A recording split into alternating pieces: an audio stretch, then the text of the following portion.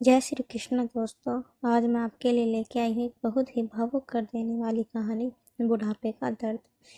तो आइए शुरू करते हैं। 3 साल हो चुके थे बेटे को अपना घर छोड़कर विदेश में बसे हुए। इन 3 सालों में बूढ़ी माँ और ज़्यादा बूढ़ी हो गई थी। 75 वर्ष की उम्र में सुलोचना देवी की याददाश्त भी काफ़ी कमज़ोर होती जा रही थी। उन्हें रोज़मर्रा की चीज़ें याद न रहती, लेकिन जो उन्हें हमेशा याद रहता था उनका बेटा। दिन हो या रात, एक पल भी ऐसा ना होता जब उन्हें अपने बेटे की याद न आती। दूसरी तरफ बेटा था, जो साल भर में एक आध बार अपनी माँ को फ़ोन कर लिया करता और 1-2 मिनट से ज़्यादा बातें भी न किया करता।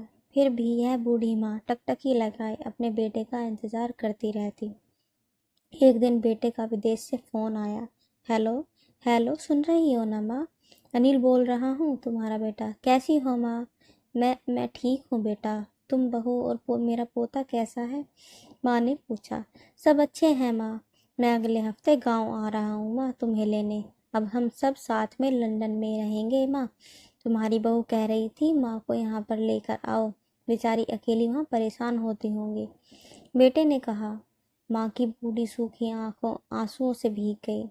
उसके कमजोर शरीर के नस नस में खुशी की लहर दौड़ गई। बेटे और बहू का अपने प्रति प्रेम देखकर माँ का मन खुशी से भर आया। बेटे ने आगे कहा, माँ तैयार रहना माँ, मुझे ज़्यादा दिन छुट्टी नहीं है। जिससे जितने पैसे लेने हैं लेकर रखना। तब तक मैं प्रॉपर्टी डीलर से बात कर लेता हूँ। घर के लिए? घर के लिए? माँ ने पूछा। हाँ माँ, गांव का घर हमें बेच देना पड़ेगा। अब हम साथ में ही रहने वाले हैं, तो वहाँ पर घर रखने का कोई मतलब नहीं है माँ। बेटे ने कहा। बुढ़ापे की वजह से ठीक से चलने में अक्षम माँ ने पूरे मोहल्ले में घूम घूम कर अपनी इस खुशखबरी को सबको सुनाया। सभी को खुशी हुई। सबको लगा माँ जी के इस आखिरी दिन अपने परिवार के साथ खुशी से बीत जाएंगे। घर वापस आकर माँ ने अपने घर के कोने कोने को ऐसे देखा जैसे वह अपने दूसरे बेटे को देख रही हो। देखे भी क्यों ना, उस घर को अपने बेटे से कम थोड़ी समझा था। अपने पति के साथ 40 साल यहीं तो बिताए थे, लेकिन अब मजबूर थी बुढ़ापे के आखिरी साल बेटे और बहू के साथ बिताना चाहती थी। दिल पर पत्थर रखकर घर बेचने के लिए माँ तैयार हो गई। आनन फानन में बेटे ने घर को आधे दामों पर बेच दिया। माँ ने ज़्यादा नहीं, लेकिन जिन चीज़ों से दिल लगा था उन चीज़ों को समेटा और बेटे के साथ टैक्सी में बैठकर एयरपोर्ट के लिए चली गई। एयरपोर्ट पर आकर बेटे ने माँ से कहा, माँ तुम यहाँ बेंच पर बैठो, मैं सामान और बोर्डिंग पास की जांच करा लेता हूँ। वहाँ वक्त लगता है और खड़ा रहना पड़ता है, तुम्हें तकलीफ होगी। तुम यहीं आराम करो। मैं यूँ गया और यूँ आया। माँ बेंच पर बैठ गई और बेटा अंदर चला गया। काफ़ी समय हो गया, बेटा वापस नहीं लौटा। माँ सोचने लगी ज़्यादा भीड़ होगी इसलिए देर लग रही होगी। अंधेरा होने को आया, तब तो लोगों की चहलकदमी भी कम होने लगी। माँ को अब चिंता होने लगी। एक कर्मचारी ने आकर पूछा, किससे मिलना है माँ जी आपको? यहाँ पर क्यों बैठी हैं? डरती हुई आवाज़ में सुलोचना देवी बोली, मैम मेरा बेटा अंदर सामान की जांच कराने गया है, लंदन जा रहे हैं हम। क्या नाम है माँ जी आपके बेटे का?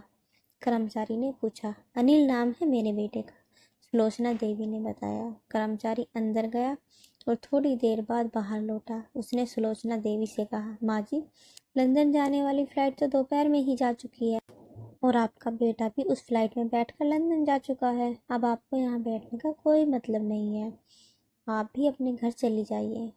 क्या? जा चुका है और मैं घर जाऊँ? घर? माँ की आंखों से आंसुओं का सैलाब उठने लगा। जैसे तैसे माँ घर पहुंची, जो अब उसका था ही नहीं, बिक चुका था। वो वहीं बरामदे में तुलसी के पास सो गई। घर के नए मालिक को उस पर दया आई तो एक कमरा किराए पर उसको दे दिया। पेंशन के पैसों से खाना और किराए का बंदोबस्त हो जाता था। दिन बीतने लगे। कुछ दिनों बाद घर के नए मालिक ने सुलोचना देवी से कहा, माँ जी आप अपने रिश्तेदारों के यहाँ पर जाकर क्यों नहीं रहती? इस उम्र में आपके लिए वही अच्छा होगा। अच्छा तो होगा, लेकिन अगर मेरा बेटा वापस आया तो उसका ख्याल कौन रखेगा? मेरा बेटा बहुत भोला है, उसे अपना ख्याल रखना बिल्कुल नहीं आता। मैं कहीं नहीं जाऊंगी, क्या पता कब उसे मेरी ज़रूरत पड़ जाए। माँ ने कहा। माँ की ऐसी बातें सुनकर मेरी आंखों में आंसू आ गए। कहते हैं ना, पूत का पूत हो सकता है, लेकिन माता कभी को माता नहीं होती। इसलिए अपने माता पिता की जितनी हो सके सेवा करना, उनके साथ कभी बुरा बर्ताव मत करना, क्योंकि वही स्वर्ग है। Thanks for watching. आपको ये कहानी कैसी लगी मुझे कमेंट करके ज़रूर बताना, और मेरे चैनल को लाइक शेयर एंड सब्सक्राइब कीजिए।